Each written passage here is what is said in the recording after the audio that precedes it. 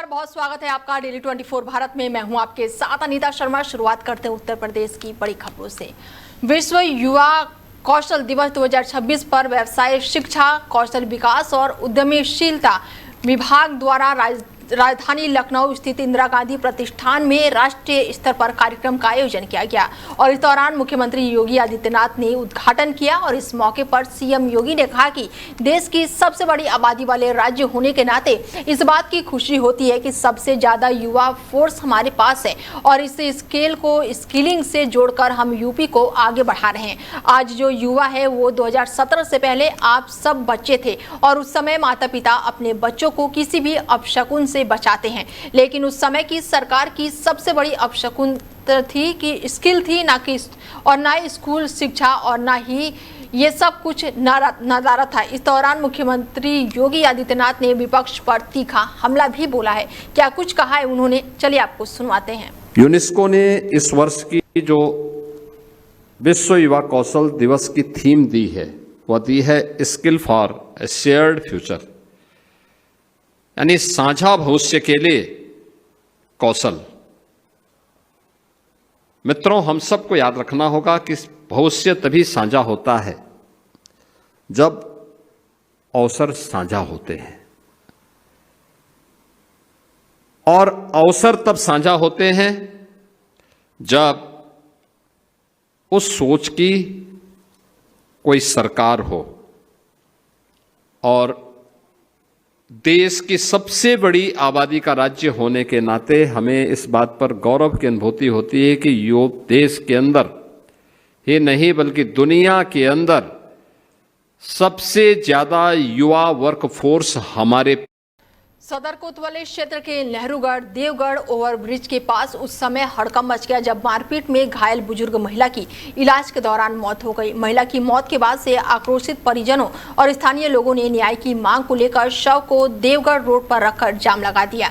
जाम की सूचना मिलते ही पुलिस प्रशासन सक्रिय हो गया और सदर कोतवाली पुलिस सहित भारी पुलिस बल मौके पर मौजूद रहा और प्रदर्शन कर रहे परिजनों से बातचीत करके उन्हें शांत कराने का प्रयास किया गया। परिजन आरोपियों की जल्द गिरफ्तारी और कड़ी कार्रवाई की मांग पर अड़े रहे। पुलिस अधिकारियों ने परिजनों को मामले में उचित कार्रवाई और आरोपियों के खिलाफ सख्त कदम उठाने का आश्वासन दिया, जिसके बाद से परिजनों ने जाम समाप्त कर दिया और इसके बाद से महिला का अंतिम संस्कार किया गया। मामला सदर कोतवाली क्षेत्र के मोहल्ला नेहरू नगर का बताया जा रहा है। फिलहाल पुलिस मामले की जाँच में जुटी हुई है। मार दो की लड़का का नाम था? नदलाल। नाम कहा तो नदलाल नदलाल। कितने दिन हो गए? कितने दिन हो गए? आज मर गई हमारी बच्ची नहीं है। मर करके फेंक रही थी, थोड़ी सांस मिलने से मैं अस्पताल ले गए। कोई कार्रवाई नहीं हुई क्या? कार्रवाई नहीं सुना है। वहीं यूपी के प्रयागराज हांडिया थाना क्षेत्र में मंगलवार देर रात एथेनॉल से भरे टैंकर में रिसाव होने से बड़ा हादसा होते होते टल गया।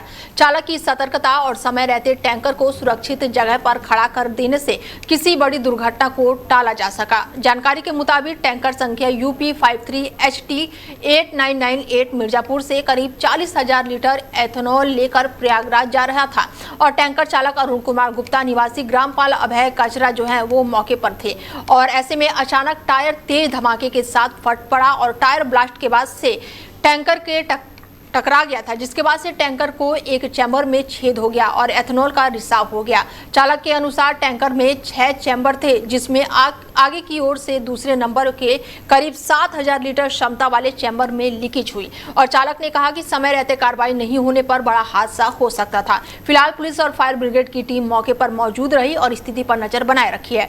घटना में किसी के हताहत होने की सूचना नहीं है। वहीं टीम की देरी के लिए स्थानीय लोगों में नाराजगी भी देखने को मिल रही है। कन्नौज सरकार की महत्वाकांक्षी पशुपालन योजनाओं को लेकर जिले में अधिकारियों की उदासीनता का आरोप लग रहा है।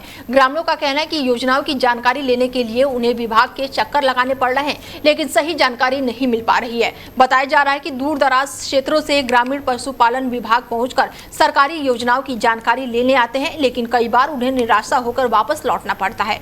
ग्रामीणों ने विभागीय अधिकारियों की कार्यशैली पर सवाल उठाते हुए कहा कि योजनाओं की जानकारी देने में भी आनाकानी की जाती है। ग्रामीणों का आरोप है कि पशुपालन विभाग के जिम्मेदार अधिकारी योजनाओं की जानकारी देने के लिए समय लेने की बात कहते हैं। उनका कहना है कि यदि सरकार की योजनाओं का लाभ आम लोगों तक नहीं पहुंचा तो इस योजना का उद्देश्य अधूरा रह जाएगा। वहीं विभागीय अधिकारियों की कार्यप्रणाली को लेकर भी अब सवाल खड़े हो रहे हैं। आखिर प्रशासन की महत्वपूर्ण योजनाएं जमीनी स्तर पर क्यों नहीं पहुंच पा रही है। वहीं बिसलपुर में पूर्व विधायक एवं पूर्व मंत्री राम शरण वर्मा का एक युवक को थप्पड़ मारने का कथित वीडियो वायरल हो रहा है। वीडियो सामने आने के बाद से जिले की राजनीतिक माहौल गर्म हो गया है। बताया जा रहा है कि वायरल वीडियो उस समय का है जब राम शरण वर्मा बर्खास्त कर्मचारी उपेंद्र के आत्महत्या प्रकरण में शोकाकुल परिवार से मिलने पहुंचे थे और इसी दौरान एक युवक के साथ उनकी कहासुनी हुई और वीडियो में थप्पड़ मारने की घटना दिखाई दे रही है।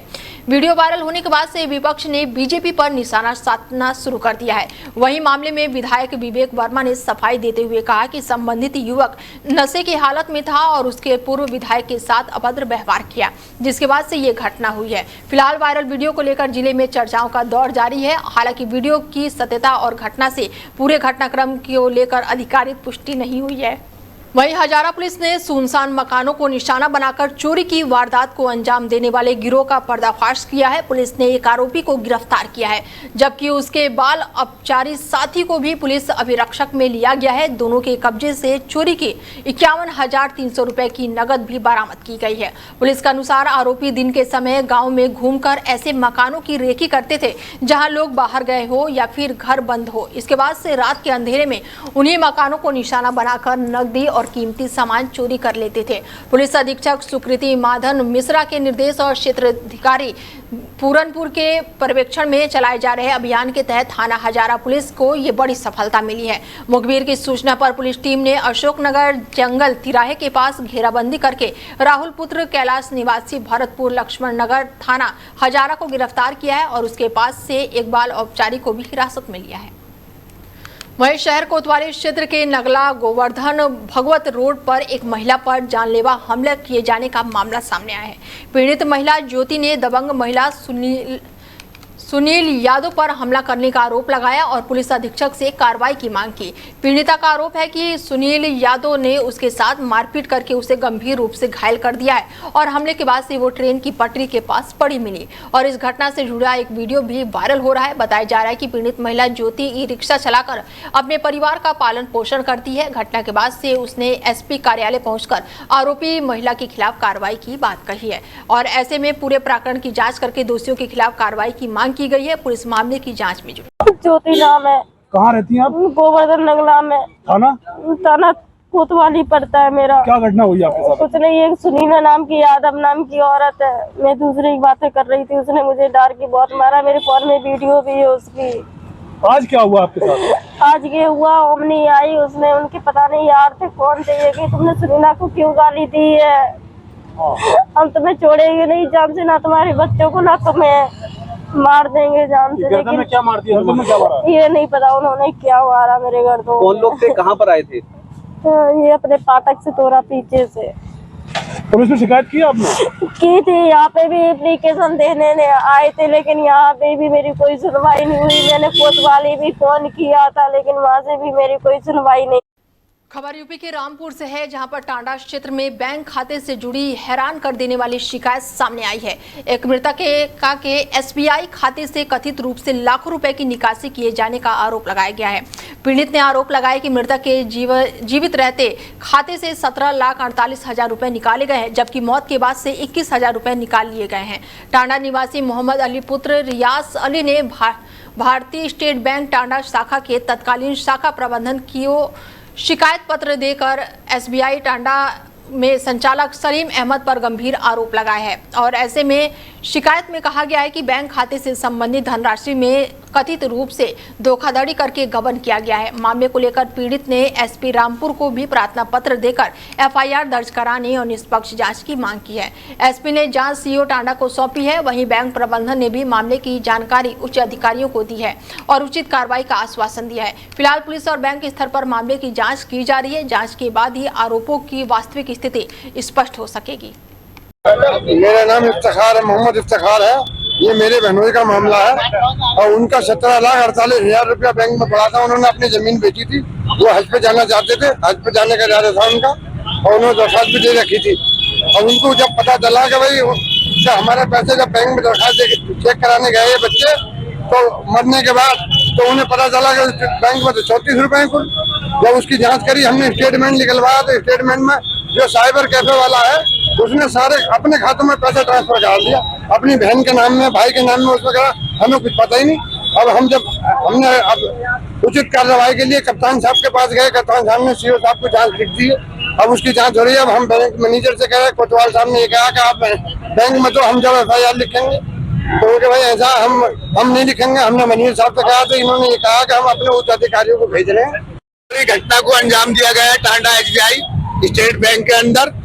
17,48,000 रुपए एक परिजन के बैंक में जमा थे। उनके मरने से पहले भी उनके पैसे निकाले गए, बोझरों पे साइन करा के फर्जी, और दूसरा उनके मरने के बाद मृत्यु सर्टिफिकेट भी नहीं लगा, उसके बाद उनके पैसे निकाल लिए गए। बहुत बड़ा उसके साथ फ्रॉड किया गया। उनकी विधवा मरा हुआ चारपाई पे पड़ी है और वो हज यात्रा के लिए दरखास्त लगा रहे थे। जब बैंक पहुंचे तो उनके होश उड़ गए। 17,48,000 रुपए उनके खाते से गायब हुए। अब क्या चाहते हैं? अब हम ये चाहते हैं कि पब्लिक के साथ है, हम इन्हें इंसाफ चाहिए, उनका पैसा उन्हें वापसी मिले, और उनने जो हज यात्रा के लिए दरखास्त वो लगा रहे हैं, तो दरखास्त के लिए उन्हें पैसा वापसी मिले। अगर ऐसा हम आदमियों के साथ होता रहा तो बैंकों का विश्वास उठ जाएगा। लोग पैसा क्यों जमा करेंगे? स्टेट बैंक बड़ी बैंक मानी जाती है, बड़े बड़े कारोबारी, बड़े बड़े इंस्ट्रूमेंट इसको स्टेट बैंक को यूज करते हैं। अगर ऐसा हुआ एक आम नागरिक के साथ ऐसा हो रहा है, तो बड़ी फर्मों के साथ कैसा होगा कि बिना चेक के, बिना उसके पैसा। वहीं क्षेत्र में खरीफ फसलों की बुआई को देखते हुए खाद की पर्याप्त उपलब्धता सुनिश्चित नहीं की गई है। जिला कृषि अधिकारी ने बताया कि सरकारी और निजी दुकानों पर पहले से ही खाद का स्टॉक उपलब्ध है, जिससे किसानों को किसी प्रकार की परेशानी नहीं होने दी जाएगी। उन्होंने बताया कि किसान अपनी खतौनी लेकर संबंधित केंद्रों पर जाएं और पंजीकरण कराने के बाद खाद्य प्राप्त कर सकते हैं। फसलों की बुआई से पहले ही जनपद में खाद का पर्याप्त भंडारण कर लिया गया है। वहीं हरी खाद के रूप में किसानों को लाभ पहुंचाने के लिए जनपद के 14 कुंटल ढेंचा बीज उपलब्ध कराया जा रहा है, जिसे किसानों को वितरित किया जा रहा है। कृषि विभाग का कहना है कि खरीफ सीजन में किसानों की जरूरत के अनुसार खाद की उपलब्धता बनाए रखी जाएगी और किसी भी किसान को खाद की किल्लत का सामना नहीं करना पड़ेगा। जनपद कन्नौज में खरीफ का सीजन तेजी से स्टार्ट हुआ है। किसान भाई लगातार धान की रोपाई कर रहे हैं, मक्का की बुआई कर रहे हैं, अन्य खरीफ फसलों की बुआई कर रहे हैं। तो उसके लिए उत्तर प्रदेश सरकार की तरफ से, कृषि विभाग की तरफ से जनपद में उर्वरकों की पर्याप्त उपलब्धता सुनिश्चित की गई है। हमारे पास वर्तमान में 18,245 मैट्रिक टन यूरिया की उपलब्धता है। DAP है हमारे पास 8,536 मैट्रिक टन और NPK हमारे पास 14,527 मैट्रिक टन। जनपद में पर्याप्त मात्रा में उर्वरक की उपलब्धता है। किसान भाई खतौनी और फार्मर रजिस्ट्री के आधार पर जाएं दुकानों पर और वहां से निर्माणसार खाद जो अपना ले सकते हैं। और हरी खाद की अगर बात की जाए, जी, हरी खाद के लिए जनपद में 3 से 14 कुंटल ढैंचा प्राप्त हुआ था और वो निर्माणसार वितरण कराया जा रहा है। वही खबर यूपी के महोबा से है, जहां पर शहर में जिला पंचायत सदस्य पर मजदूरों की मेहनत की कमाई नहीं देने का गंभीर आरोप लगा है। दर्जनों मजदूरों ने शहर कोतवाली पहुंचकर पुलिस को तहरीर दी है और कार्रवाई की मांग की है। मामला जिला पंचायत सदस्य तेजा शिवहरे से जुड़ा हुआ बताया जा रहा है। मजदूरों का आरोप है कि उन्होंने जिला पंचायत सदस्यों के मकान निर्माण में कई दिनों तक काम किया, लेकिन निर्माण कार्य पूरा होने के बाद ही ये मामला सामने आया। उनका कहना है कि कई बार पैसे मांगने के बावजूद भी उन्हें केवल आश्वासन मिलता रहा और मजदूरों ने आरोप लगाया कि जब उन्होंने अपनी मेहनत की कमाई मांगी तो उन्हें प्रभाव का हवाला देकर टाल दिया गया। वहीं जिला पंचायत सदस्य के निजी ड्राइवर ने भी कई महीनों से वेतन नहीं मिलने का आरोप लगाया है। पीड़ित मजदूरों ने पुलिस से न्याय की गुहार लगाई है। पुलिस ने शिकायत लेकर मामले की जांच शुरू कर दी है। अधिकारियों का कहना है कि जांच के आधार पर आगे की कार्रवाई की जाएगी। वहीं मजदूरों ने जिला पंचायत अध्यक्ष जयप्रकाश अनुरागी को भी शिकायती पत्र देकर बकाया मजदूरी दिलाने की मांग की है। अध्यक्ष ने मजदूरों को आश्वासन दिया है कि वो जल्द ही कोतवाली प्रभारी से बात करके उनके हक के पैसे दिलाने का प्रयास करेंगे। फिलहाल इस मामले में जिला पंचायत सदस्य की ओर से कोई भी आधिकारिक प्रतिक्रिया सामने नहीं आई है। पुलिस जांच के बाद ही स्थिति स्पष्ट हो सकेगी। वहीं यूपी के बरेली शहर में प्रतिवादी चाइनीज मांझा लगातार लोगों की जान पर भारी पड़ रहा है। आए दिन युवा इसकी चपेट में आकर घायल हो रहे हैं, लेकिन जिम्मेदार विभाग हर हादसे के बाद कुछ दिनों तक सक्रिय होकर फिर शांति में बैठ जाता है। और जब पीलीभीत के विधायक एवं उत्तर प्रदेश सरकार के मंत्री संजय गंगवार के भतीजे चाइनीज मांझे की चपेट में आकर घायल हुए थे, तब पूरा प्रशासन हरकत में दिखाई दिया था। कार्रवाई के दावे भी किए गए, लेकिन समय बीतने के बाद सब कुछ ठंडा पड़ गया और आज फिर शहर की सड़कों और महादेव सेतु जैसे स्थानों पर हालात जो है वो पहले जैसे ही नजर आ रहे हैं। डेली 24 भारत की टीम ने मौके पर पहुंचकर जमीनी पड़ताल की। मांझा, गर्दन और पुल, मैं आज बात कर रहा हूँ अपने महादेव सेतु में खड़े होकर कि आपने सुना होगा, देखा होगा, कुछ दिन पहले मंत्री हैं संजय गंगवार जी, उनके भतीजे की भी गर्दन कट गई एक पुल में चढ़ते हुए मांझे से।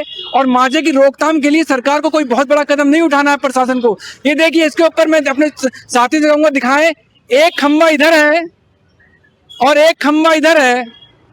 इन खंबों में केवल और केवल तार बांधना है।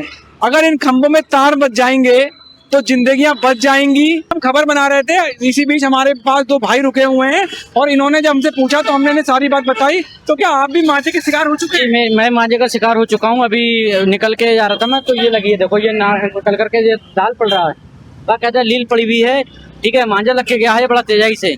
ये गलत है, मतलब इस तरीके से मांझा अगर पतंग उड़ा रहे हो तो कम से कम इतनी सेफ्टी तो होना चाहिए। रोडों पे भी ऊपर कोई तार कसी होना चाहिए ताकि मांझे से निकल जाए। आपका नाम क्या है? मेरा नाम राशिद खान है। राशिद खान। देखिए, राशिद खान जी ने अभी बताया हमें कि अभी निकल रहे थे, इनके हल्की सी खरोंच लगी है।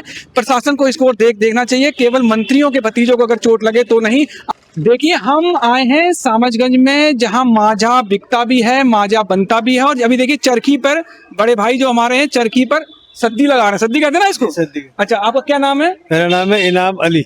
इनाम अली जी, कब से काम कर रहे हैं आप जी? मुझे 46 साल हुए। 46 साल। अली जी, आजकल आप देख रहे होंगे कि लोगों की गर्दनें कट रही हैं। वो कौन सा मांझा है, कहाँ बिकता है, कौन उसे बेच रहा है? आप तो नहीं बेचते, मेरे ख्याल से 46 साल से आप काम कर रहे हैं। देखिए, ऐसा है, वो आपका सवाल सही है, बिल्कुल सही बात है आपने पूछी है। उसका जवाब ये है कि जब चाइनीज मांझा उड़ रहा है, वो जो नुकसान होता है चाइनीज मांझे से होता है। जब वो आ रहा है तो कैसे आ रहा है, कौन से ट्रांसपोर्ट से आ रहा है, कैसे मतलब शहर के अंदर एंट्री कर रहा है, ये काम तो हमारा नहीं है, ये काम तो प्रशासन का है। प्रशासन देखे कि कहाँ पे आ रहा है, कहाँ उतर रहा है, कहाँ क्या है। अब उसके अंदर जब वो आ जाता है, शहर में जब आ जाता है तो उड़ता है। अब लोग क्या कर रहे हैं, लोग मुरादाबाद से ले आते हैं, दिल्ली से ले आते हैं, गाजियाबाद से ले आते हैं, पीलीभीत से ले आते हैं, बदायूं से ले आते हैं। अब उसमें हम लोग क्या कर सकते हैं? बरेली के पुलों में प्रॉपर सुरक्षा ना होने के कारण कई हादसे हो चुके हैं। इस सिलसिले में हम आज उपसभापति जो पूर्व में रह चुके हैं और सक्रिय पार्षद हैं नगर निगम के, सर्वेश रस्तोगी जी से बात करेंगे। रस्तोगी जी, आप देखेंगे कि सामजगंज का पुल है और ये महादेव सेतु है, इसमें अगर तार लग जाते तो सुरक्षा हो जाती। क्या इसके लिए आप कुछ प्रयास कर रहे हैं? देखिए, बिल्कुल इसके लिए हम प्रयास करेंगे। कई पुलों पे मैंने भी देखा है तार लगे हुए हैं। सामजगंज पुल पे भी व्यू कटर तो लगा हुआ है और उससे काम हो नहीं रहा। तार लगना जरूरी है। एंगल बना के उस पर तार बांधते हो तो मंजा बहुत ऊपर रह जाता है। तो मेरा माननीय महापौर जी के साथ चर्चा करेंगे कि इस पर जो भी नगर निगम के अंडर पुल आते हैं या जिस भी डिपार्टमेंट में आते हैं उसके लिए हम तार लगवाने की कोशिश करेंगे। राजधानी लखनऊ क्षेत्र में एक नाबालिग लड़की की संदिग्ध परिस्थितियों में मौत का मामला सामने आया है। बता दें कि इस क्षेत्र में घर के अंदर लड़की का शव फंदे से लटका मिला जहां वो काम कर रही थी। घटना के बाद से इलाके में सनसनी फैल गई। मृतक के परिजनों का आरोप है कि पुलिस के मौके पर पहुंचने से पहले इस शव को फंदे से नीचे उतार दिया गया था, जिसके घटना को लेकर कई गंभीर सवाल खड़े हो गए हैं। परिजनों का कहना है कि लड़की के माता पिता अपने गांव में रहते हैं और उनकी बेटी की मौत की निष्पक्ष एवं गहनता से जांच पड़ताल होनी चाहिए। परिवार ने इस पूरे मामले में साजिश की आशंका जताते हुए दोषियों के खिलाफ कड़ी कार्रवाई की मांग की है। फिलहाल पुलिस सभी पहलुओं को ध्यान में रखते हुए मामले में जांच में जुटी हुई है। ये मौत आत्महत्या है या फिर इसके पीछे कोई साजिश है, इसका खुलासा जांच पूरी होने के बाद ही हो सकेगा। फिलहाल पूरे मामले पर पुलिस की जांच और पोस्टमार्टम रिपोर्ट का इंतजार है। वहीं यूपी के सिद्धार्थनगर क्षेत्र से एक दिल दहला देने वाली घटना सामने आई है। करीब 1.5 महीने पहले ही प्रेम विवाह करने वाले एक युवक ने पत्नी की हत्या करके शव को घर में दफन कर दिया और ऊपर से चारपाई डालकर सोता रहा। हत्या के आरोप से बचने के लिए उसने पत्नी की गुमशुदगी की रिपोर्ट भी लिखवा दी। मृतक की मां की तहरीर पर पुलिस ने जब उसके घर की जांच की तब सच्चाई सामने आई। इसके बाद से ही आरोपी पति और परिवार के सदस्य लापता है। ग्रामीणों ने बताया कि शमशेर ने पत्नी की हत्या कर दी और शव को कमरे में दफन करके आराम से सोता रहा। जिसका चेहरे पर कोई भी शिकन नहीं थी, उसने लाश को घर में ही दफन कर दिया। और पुलिस का कहना है कि 6 फीट गहरे गड्ढा करके शव दफनाकर अकेला व्यक्ति का काम नहीं हो सकता है। आशंका जताई जा रही है कि परिवार वालों ने भी इसमें उसकी मदद की है। पुलिस आरोपियों की गिरफ्तारी के लिए लगातार दबिश दे रही है। संत कबीर नगर जिले के दुधारा थाना क्षेत्र का मामला है।